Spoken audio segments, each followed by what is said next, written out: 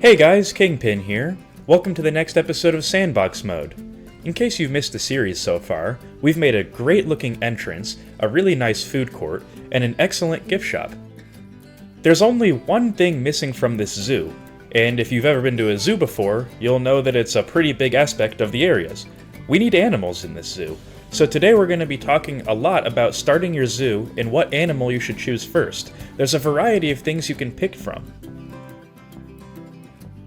I decided to make our first exhibit right over here by the food court, which we made in the last episode. I figured while the guests have a tasty snack, they can look at a cool animal while they eat. It'd be fun that way.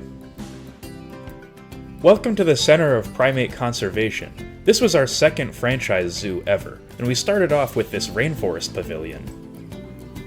Inside you'll find 4 species of primates, including the black and white ruffed lemur. These primates are incredibly curious animals, also incredibly wary about their environment. They're also the second loudest primate on the planet, and can stun their targets with deafening cries.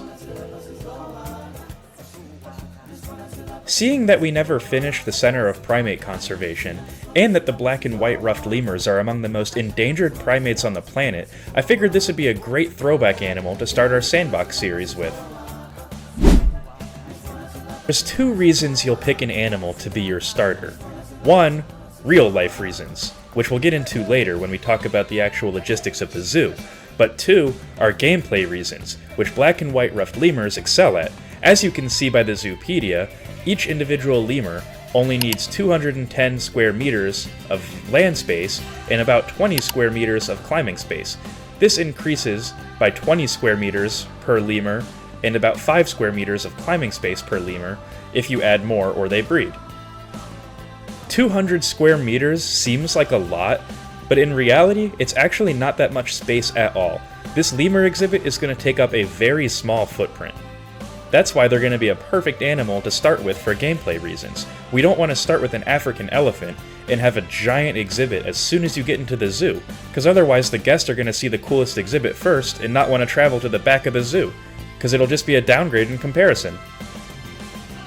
Heading back stateside to our Sandbox Zoo, which by the way will be name-dropped in the next episode, I decided to throw up a quick little backstage area where our lemur exhibit is going to connect to. Making a backstage area can be a little bit tricky, but I figured out a pretty easy way to do it.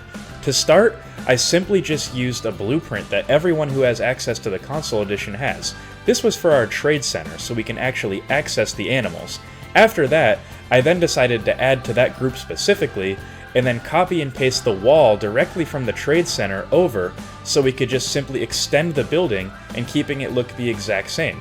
I think this is a really cool effect, and it makes it look like it's less of a blueprint, despite that's simply how it started. Like I said, this is going to directly connect to the back of the black and white ruffed lemur's enclosure, so we have our gate right there. The habitat is going to start on the inside of this, and then connect pretty close to where our food court is. You can kind of see the simulation of the building right now. I would say it's going to be about double this size once the outdoor section is concluded. This way, we're going to have a little mesh barrier and an inside place, so if the lemurs get too stressed out, they can always go inside.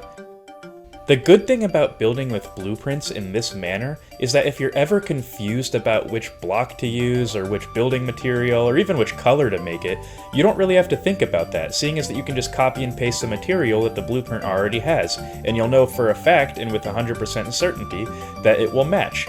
I'm using the exact same roof pieces, the exact same wall pieces, the exact same gutters, the exact same details, and pretty much everything because I already know it looks good because it's in a preset blueprint made by Frontier themselves.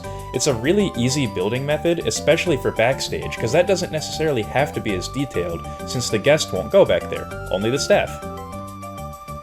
One extremely important thing to remember while building in this game is that a typical block that you place on the grid is 4x4. This means that if you're using these mesh panels, for example, that aren't on the grid, but they also say that they're 4x4, it means that it'll perfectly add up to whatever dimensions that you're adding. That way, you'll know for a fact there's not going to be any overlap, which can get a little bit ugly. This is a really simple technique to build. I'm effectively just using 90-degree angles and rotating the mesh 90 degrees each way. This way, I can make a complete square, and since I know that these things are 4x4, and we built this on the grid, which is effectively 3 4x4 buildings, we're going to need 3 mesh panels to go each way. This way, we know for a fact the build will entirely line up before we even start it. Doing a little bit of math actually can make the builds a lot more easy if you think about it. After that, I simply just extended the concrete, added a little bit more of a fence for a trim so the guests can't touch the lemurs directly, and that's it.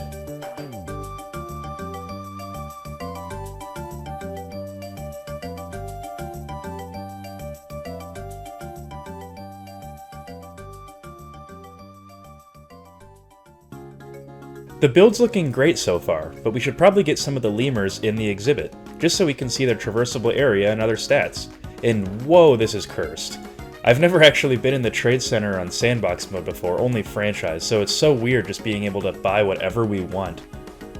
Alright, looks like we got 4 options, 2 females and 2 males. Let's just get 2 of them for now, a male and a female. We have to decide which one's best. They all have pretty crummy stats, unfortunately. That one's probably the best of the females, and... Yeah, both of the males aren't very good at all. This one's probably marginally better. One thing that I'm also doing in this series is I'm setting the aging for the animals to be extremely slow. This way, that when a baby is born in our zoo, it's going to be more of an occasion instead of something that you expect, just like a real zoo. If a real zoo had 2 black and white ruffed lemurs, on a Monday, by a Wednesday there wouldn't just be a random baby in the cage. This way, we're going to be a little bit more attached to our animals, but we should probably get some staff so we can actually get the animals into the zoo. That would be helpful. Mush. Looks like our caretaker and our vets are running right to the occasion. This is exciting, and you just phased through a wall, so did you. Alright, this is the first animal that's going to call our zoo home. Like I said, the name of the zoo is going to be revealed in the next episode. Here we go! 2 black and white ruffed lemurs. Hopefully they like it. We already threw the null barrier around. I probably cut that part out of the video. I'll explain how to do that in a later episode, but there wasn't enough time in this one. It looks like we made the exhibit plenty big though, although we can probably clean up the interior a little bit of the backstage area. Let's check their traversable area. Looks good. They can escape there, obviously, because there's not even a wall. We can probably get rid of this little chunk right there. I don't really like how that lined up. I just had a really cool idea. The staff room, which we need for our zoo anyway, would actually fit perfectly right into the build palette since it's another preset blueprint, but it would also fit really well into the actual build itself.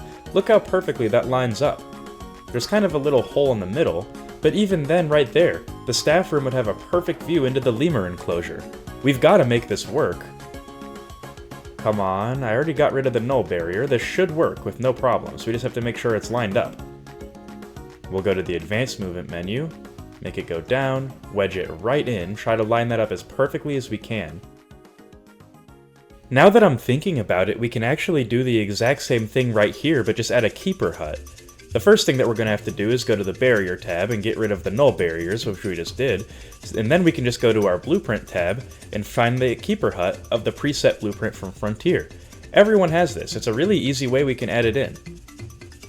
If you ever make a build like this, and you want to add something a little to it, but you've already made it, don't be afraid to hit the delete button. It's really quite simple to just delete something and then redo it. And if you're really nervous, there's an undo button anyways.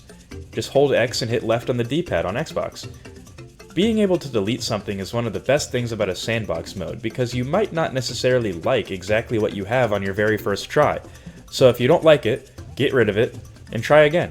On sandbox mode, there's absolutely nothing to stress about, nothing to bother you. You can try as many times until you get it exactly how you want it.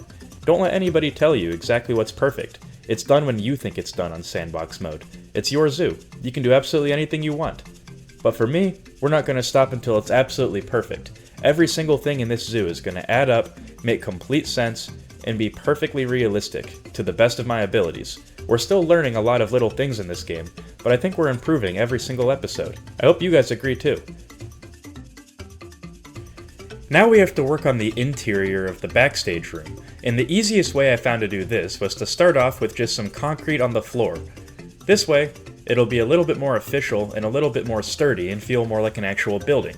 After that, we put a few enrichment items and amenities back there, like a water trough, a water faucet, so it doesn't necessarily have to be in use. We put a slow roll feeder, even some toys back there.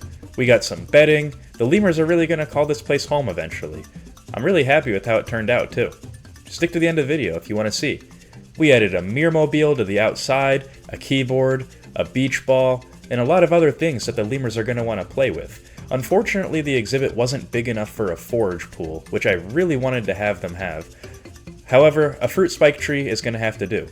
After that, I decided to make a little climbing area for them. In the center of primate conservation, we went a little bit crazy with the climbing. This one is going to be a lot more subdued.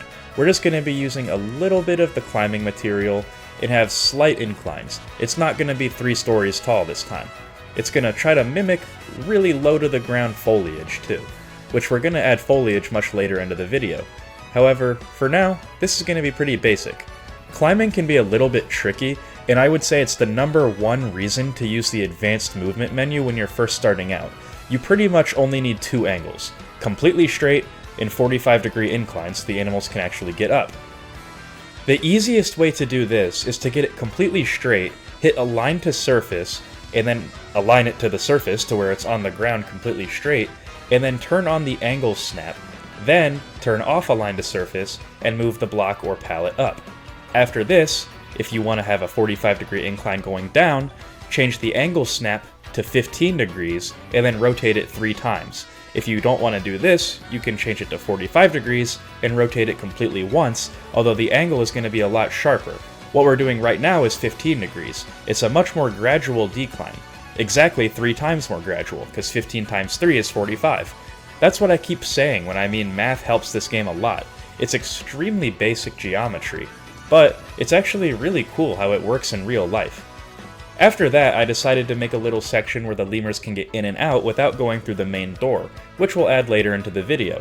To do that, I just added a shop front that can double as a door. I thought this was a really creative decision. The only thing that we had to do after that was get some of the breeze block and place it down, because the shop front was actually covering a little bit of the texture. I wanted to blend it in seamlessly. Always check after you build climbing material if it's traversable to the lemurs too. We just did that, and everything we made so far is a-okay. But they're going to need a little bit more climbing than what we've offered them so far, so now we're going to have a little thin climbing for them to have. This will simulate tree branches. This probably won't feel as man-made to them. Who knows, they might not even know the difference, and it'll feel like just like home from Madagascar, which is where these lemurs live. They are critically endangered, however, so hopefully this episode can bring some awareness to this species. They're incredible animals to watch. They remind me a lot about Zaboomafoo, which in case you didn't know was a show on PBS. I watched it a lot when I was a kid, and it's actually one of the big reasons why I'm a fan of animals to this day. Somehow, this might get my Zaboomafoo Enjoyer card revoked. I'm actually not quite sure what lemur he was in real life. He definitely existed though, and it wasn't fictional. He looks a lot like a black and white ruffed lemur, but it's definitely different. I couldn't tell you what he was called. Anyways, this is an incredibly easy build. We literally just used 2 foundations of these giant sticks, and then we used the little ones and wedged them in between, just so it would be realistic. There was one area where we figured we needed another support beam, because I didn't think it would be able to hold the lemur's weight in reality. In terms of gameplay, this doesn't necessarily matter.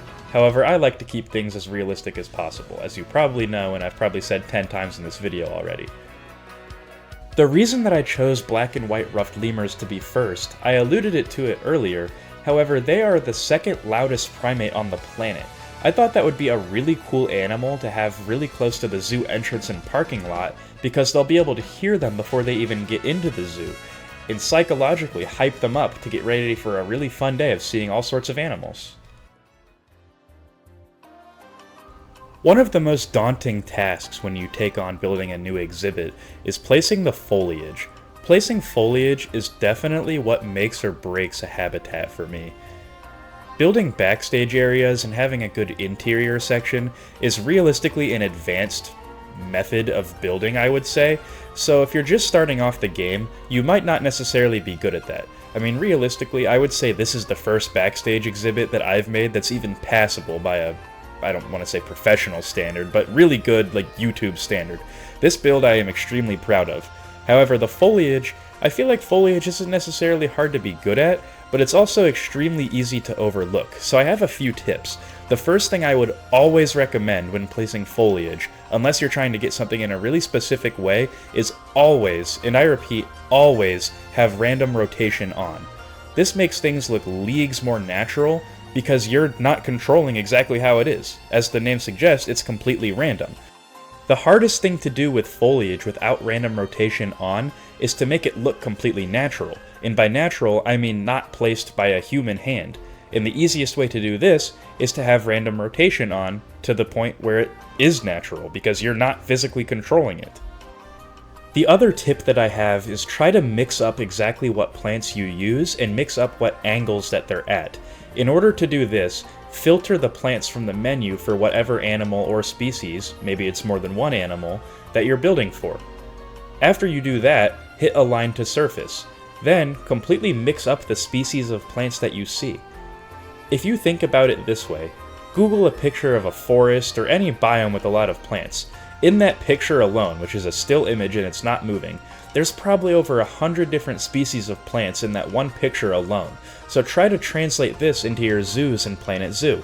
Add a bunch of different species of plants. Different bushes, different trees, different grasses, different rocks with moss on them, different vines. Try to add as many different plant species as you can, and if you think you've added enough, try to add one or two more just for safekeeping. Have some flowers, have different sized rocks, completely mix it up. The more variety, the more natural it's going to look. Plain and simple.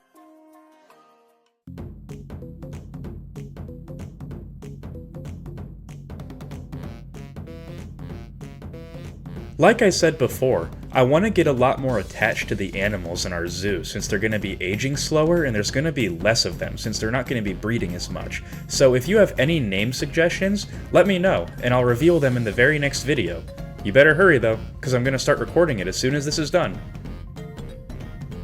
After I build something, I usually spend probably 2 to 3 minutes just looking at it to see if I can find anything I don't necessarily like. I highly recommend you guys try it too. After I did that on this build, I realized that our mesh looked a little bit flimsy because there was nothing actually holding it up. Therefore, I found these painted square wood logs and then simply just colored them gray so it would look a little bit more blended into our build, which uses a lot of metal, and then copy and pasted it around to make the fence look a little bit more secure. Really easy method. It's simply just turning things 90 degrees and then rotating it around and then copy and pasting it to where it looks pretty even. I didn't necessarily measure it out specifically, although it's pretty close just eyeballing it. Overall, incredibly happy with how it turned out, and the build definitely looks a lot more formidable now, and not made of paper like it could fall over if a strong gust of wind hit it.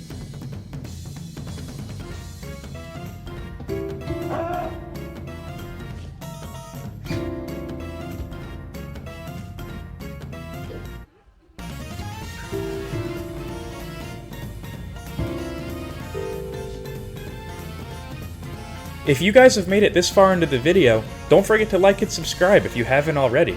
We're on the final push to 1,000 subscribers and we're making a great community here. The comment section is extremely active. Feel free to put down suggestions, reply to other people's comments, name the animals, anything you want. This is our series as much as it's mine alone. Another key aspect to making a great and realistic zoo in Planet Zoo is to try and make your builds look good from all angles, especially, and I repeat, especially, angles that guests are going to be able to see it from.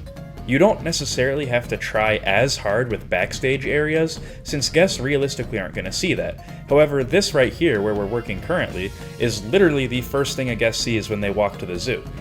First impressions matter a lot. And even though this game is virtual and these guests technically aren't real, so statistically this doesn't matter at all, eventually you're going to want to put your builds onto the workshop. And if people see this as the very first thing that they see when they go into your zoo, and it's not detailed at all, people are just going to click off immediately. So try and make your builds look really good from all angles, but especially try and make a great first impression. Detail it up with foliage, rocks, little details and Easter eggs, as many little things as you can think of. If you think you have enough details, add 5 or 6 more, and then you can be halfway done. Details are what make your builds, except don't mention the complexity meter. While we simply add some speakers and education boards, let's talk a little bit more about why we chose the black and white ruffed lemurs. I said that you want to make a great first impression, and guests immediately upon entering the zoo are going to use their senses to notice your animals, particularly sight and hearing. As we said, these are extremely loud primates, the second loudest on the planet, and they have a very striking color scheme of the black and white that contrast extremely hard against their colorful environment, so they're going to pop out to guests really well. You always want your starter animal to be loud, and that doesn't necessarily mean just noisy. You want it to pop. Animals that are colorful, physically loud, big, that draw a lot of attention. Lemurs, basically any primate, flamingos, virtually all birds, even bigger animals like elephants make excellent starting enclosures, although in franchise mode I highly don't recommend that. Typically, I would recommend any species of lemur and flamingo or penguin as your perfect animal.